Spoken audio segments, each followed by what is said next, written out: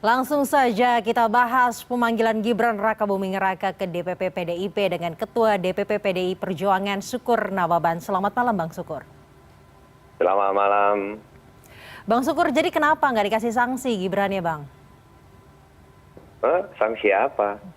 Kan kita panggil dulu klarifikasi, udah diklarifikasi dan tadi kan Mas Gibran sudah menjelaskan dengan baik dan santun sebagai seorang kader muda PDI Perjuangan. Sudah diceritakan semua kronologisnya A sampai Z dan bahasanya kan jelas itu. Saya sebagai kader muda komitmen dengan perintah partai kan gitu.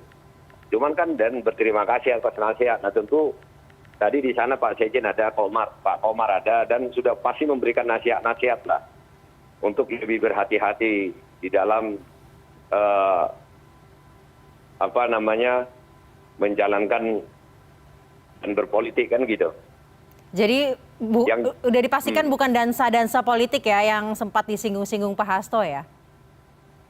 Iya, artinya kan bertemu dengan siapa dan bagaimana cara pertemuannya kan ya mungkin Mas Gibrannya polos-polos saja kan, tetapi bisa diartikan menjadi kapitalisasi hal yang lain kan. Tapi apa Mas Gibran sepolos itu Bang Syukur?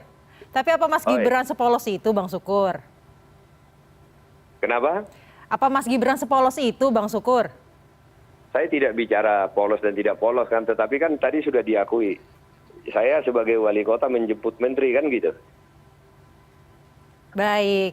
Nah, mengenai dansa-dansa politik artinya bagi ini, kami sebagai DPP partai melihat beliau sebagai anak muda ya datang memenuhi panggilan untuk klarifikasi dan dijelaskan bahwa sebagai kader muda beliau komitmen 100% untuk mengikuti perintah partai, perintah ketua umum. Selesai kan?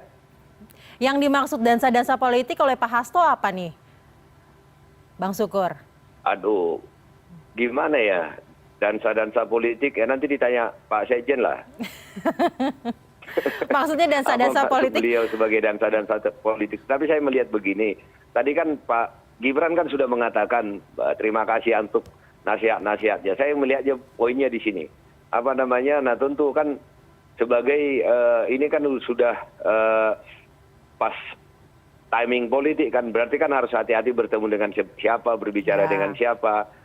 Bisa nanti disalahartikan orang atau bisa dikapitalisasi orang dengan hal lain kan gitu. Berbicara mengenai disalahartikan atau dikapitalisasi, ini ada pendapat nih yang berbicara mungkin mengkapitalisasi kejadian tersebut bahwa ada peluang Gibran menjadi cawapres. Memang mungkin, Bang?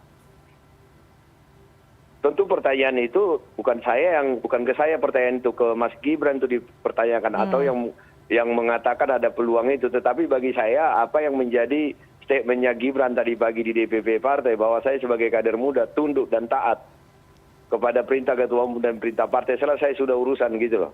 Kalau dari PDIP sendiri memang mungkin Gibran ini bisa menjadi cawapres Prabowo karena kan gara-gara kejadian kemarin, gara-gara peristiwa kemarin ada yang berpendapat lah peluang mengenai Gibran menjadi cawapres Prabowo. Dari PDIP-nya seperti apa? Kalau ditanyakan ke Gibran pasti akan ditanyakan ke Gibran. Namun dari PDIP-nya gimana? Karena kan Gibran ini adalah kader PDIP. Sudah jelas kan dari kami kan bahwa perintah Kongres memberikan kepada Ibu Ketua Umum hak prerogatif untuk menentukan calon presiden dan calon wakil presiden. Dan calon presiden sudah disampaikan. Dan Pak Jokowi kan ada di sana dan seluruh kader partai kan taat dan langsung bergerak semua untuk memenangkan apa yang diperintahkan oleh partai dan ketua umum. Cawapres kami tinggal tunggu saja. Nah tentu kalau ada orang yang ingin mengambil kader kami ya tentu ditanya kepada orang tersebut. Dan kader kami apakah mau atau tidak. Bukan kepada DPP partai pertanyaannya. Tentu saya sebagai ketua DPP adalah tetap kepada seluruh kader partai adalah loyal dengan apa perintah partai dan apa perintah ketua umum. Satu garis komando, selesai. Itu saja yang kami tahu. Sederhana kok. Baik, Prabowo itu kan kemarin datang ke Solo untuk menemui relawan Jokowi Gibran yang kemudian resmi menyatakan dukungannya kepada Prabowo. Tanggapannya, Mas? Setiap orang per orang kan berhak ya untuk menyampaikan aspirasi dan pendapatnya. Nah katanya saya sih hanya melihat seluruh Jawa Tengah 15 orang ya. Saya hanya melihat itu saja. Tetapi kalau diklaim seperti itu ya sah-sah saja. Dan setiap orang kan berhak, seperti yang saya katakan tadi, warga negara berhak untuk menyampaikan aspirasinya, mengatakan siapa yang mau dia dukung. Itu tidak ada larangan dan undang-undang menjamin itu.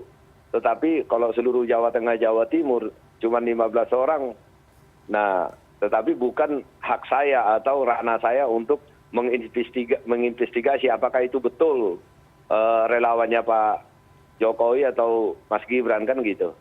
Karena PDIP Tapi ini sendiri, hak berpolitik. baik, PDIP sendiri sebenarnya punya catatan ya siapa saja, di mana saja dan siapa saja kantong-kantong relawan yang ada. Berarti kantong relawan Jokowi Gibran yang kemarin ditemui oleh Prabowo Subianto dan menyatakan dukungannya terhadap Prabowo ini tidak ada dalam catatannya PDIP.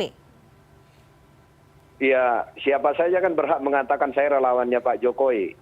Dan tercatat atau tidak tercatat kan itu urusan lain. Tetapi kami sekarang ini kan sudah ada yang mengendalikan untuk mengendalikan seluruh relawan, memfungsikan seluruh relawan sehingga di dalam satu komando gerakan nanti memenangkan Ganjar. Itu kan dikomandoi oleh Pak Baskara, ada Adian juga di sana. Pertanyaan itu lebih tepatnya kepada Pak Baskara dan Adian. Ini sudah berapa yang terdaftar?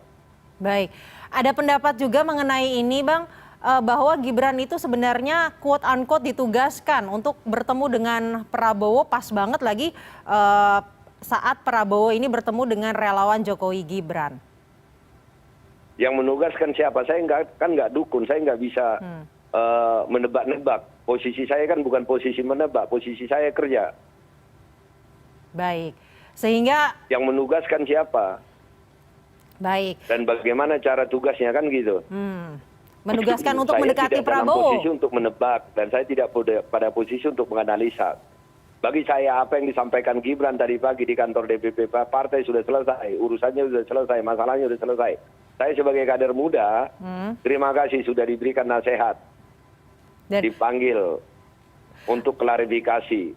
Dan yang paling penting adalah Mas Gibran mengatakan saya sebagai kader muda tunduk dan taat kepada perintah Bang partai Sukur dan ketua terakhir. Kan udah selesai, nggak perlu diperpanjang lagi kan? Baik, Bang Sukur terakhir. Bagaimana kemudian PDIP bisa memastikan kader-kader mudanya, para pemimpin daerah dari PDIP tidak melakukan dansa-dansa politik di luar sana?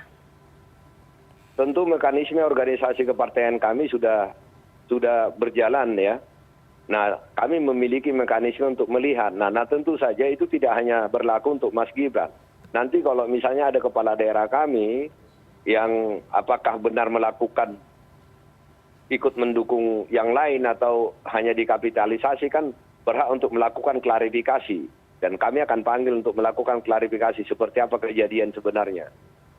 Jadi perlakuannya sama ya, semua diklarifikasi terlebih dahulu, setelah itu baru diambil keputusan. Pasti kita akan tanya, kita akan klarifikasi. Apapun di partai kami sudah sistemnya, mekanisme sistemnya itu sudah baku, Mbak. Jadi kalau ada sesuatu tidak hanya percaya dengan media, isu dan macam-macam, kita panggil, kita tanya, kita ajak berdiskusi. Nah, kecuali apa yang kita minta, garis-garis komando partai, garis-garis instruksi partai, tetap ngeyel dengan pendapatnya, ya mau apa lagi? Berarti kan kita tidak dalam satu komando kepartaian lagi. Baik, Bang Sukur. Baik, Bang Sukur, terima kasih telah bergabung bersama kami malam hari ini, Ketua DPP PDI Perjuangan Sukur Nababan di CNN Indonesia Prime News.